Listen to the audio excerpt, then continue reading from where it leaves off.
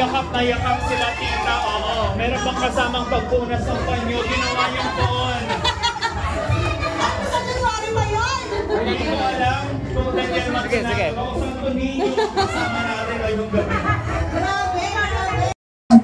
So, later partner, kailangan nagbitan niya ng Team Kylie para sila ang maging champion. Okay lang ilaw.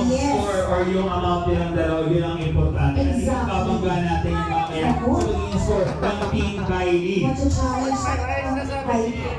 Nanay, may sinasabi po ngayon? Meron. Ano yun, nanay?